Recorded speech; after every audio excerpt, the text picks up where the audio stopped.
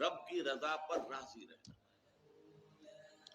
یہ بات کہ جو بھی کچھ ہوا یا ہوگا وہ اذن رب کے بغیر نہ ہوا ہے نہ ہو سکتا. یہ تو ایمان کا منطقی تقاضا ہے. یہاں پتہ تک نہیں ہلتا جب تک کہ اللہ کی اجازت نہ ہو. تو جو کچھ ہوا اللہ کی اجازت سے ہوا. خواہ اس میں درمیان میں کتنے ہی عوامل آ گئے. کسی نے اٹھا کر آپ کو پتھر مارا لیکن یہ پتھر آپ کو نہیں لگ سکتا تھا اگر اللہ نہ چاہتا. پتھر مارنے والے کا عمل اپنی جگہ ہے لیکن آپ کو اس پتھر کا لگ جانا جو ہے یہ بغیر اذن رب نہیں ہے. لہذا اس کو سمجھیے کہ اللہ کی طرف سے آیا. ایک اس میں لطیفہ بھی ہے کہ ایک درویش یہ کہتا ہوا جا رہا تھا ایک جذب کی کیفیت میں، جو رب کرے سو ہو، جو رب کرے سو ہو، جو رب کرے سو ہو. ایک شخص نے اٹھا کر اس کے سر پہ پتھر نے مارا. اس نے پلٹ کر دیکھا تو شخص نے کہا مجھے کیا دیکھتے ہو، جو رب کرے سو ہو. اس درویش نے جواب دیا کہ یہ پتھر مجھے تو رب کے مارے ہی لگا ہے لیکن میں دیکھ یہ رہا تھا کہ بیچ میں منہ کس کا کالا ہو گیا. کس نے اپنے لیے جو ہے وہ عذاب اللہ کا کما لیا. ورنہ مجھے بہرحال یہ پتھر لگا ہے تو اس میں اذن رب شامل ہے. اچھا اب جو شے اذن رب سے ہو رہی ہے، بندہ مومن کا اگر اپنا تعلق اللہ کے ساتھ مخلصانہ ہے، اس میں منافقت نہیں ہے، اس میں ریا نہیں ہے، اس میں دھوکہ نہیں ہے، اس میں فریب نہیں. مخلصین لہ الدین، تو اللہ تعالیٰ کا تعلق بھی اس کے ساتھ ریسیپروکیٹ کرتا ہے. اللہ تعالیٰ انا عند ظن عبدی بی، حضور یہ اللہ کا قول ہے حدیث قدسی میں کہ میرا بندہ میرے بارے میں جو کچھ گمان کرتا ہے میں وہی سلوک اس کے ساتھ کرتا ہوں. اللہ تعالیٰ بھی مخلص ہے. اللہ تعالیٰ کی مرضی کے بغیر کچھ نہیں ہو سکتا. تو یقیناً جو کچھ ہوا ہے اس میں میرے لیے خیر ہے. چاہے فوری طور پر مجھے ناگوار گزرا ہے، مجھے تکلیف ہوئی ہے، میرے لیے یہ شے جو ہے ناپسندیدہ ہے، لیکن ان دی لانگ رن مجھے یقین ہے کہ اس میں خیر ہے. بیدک الخیر انک علی کل شیء قدیر. اے اللہ تیرے ہاتھ میں خیر ہی خیر ہے، تو ہر چیز پر قادر ہے. اچھا جو ہوگا وہ بھی اذن رب کے بغیر نہیں ہوگا. یہی تصور اس کے بارے میں ہونا ضروری ہے. اسی کا نتیجہ یہ نکلتا ہے جس کو قرآن مجید بار بار کہتا ہے، بار بار کہتا ہے، بار بار کہتا ہے، لا خوف علیہم ولا هم یحزنون. کیا مطلب اس کا؟ نہ ان پر کوئی خوف ہے نہ حزن سے دو چار ہوتے. عام طور پر یہ سمجھا جاتا ہے کہ یہ آخرت میں ہوگا.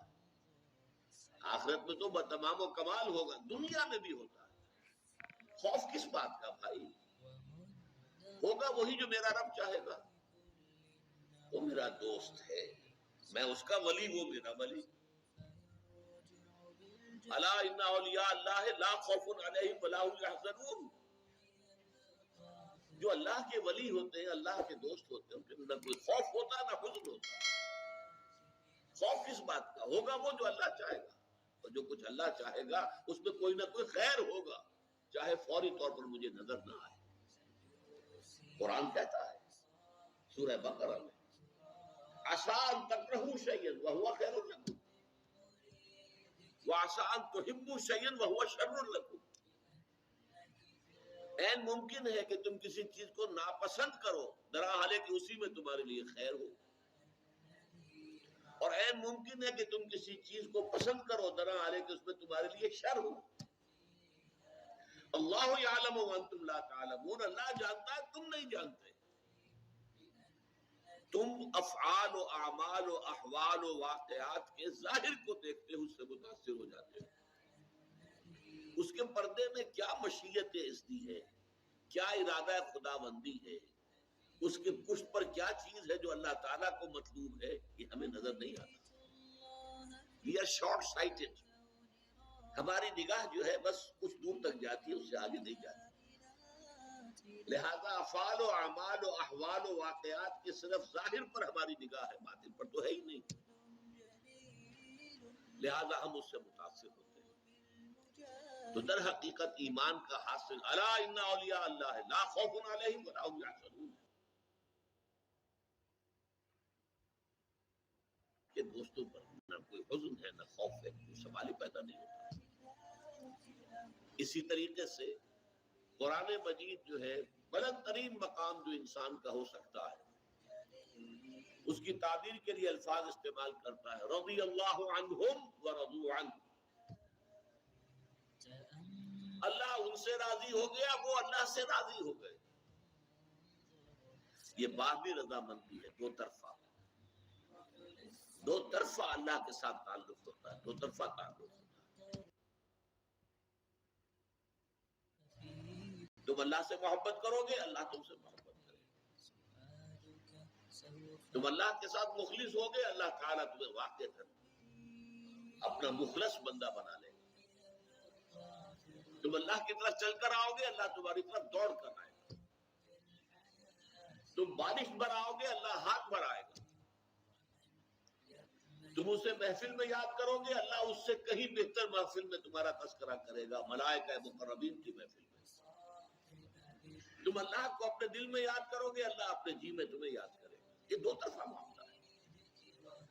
تم اللہ کی مدد کرو گے، اللہ تمہاری مدد کرے گا. ان تنصروا اللہ ینصرکم ویثبت اقدامکم.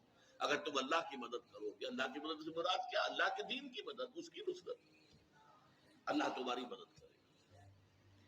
یہ رضی اللہ عنہ ورضوا عنہ سورہ مائدہ میں بھی آ رہا ہے، سورہ توبہ میں، سورہ مجادلہ میں، سورہ بینہ میں 4 مرتبہ.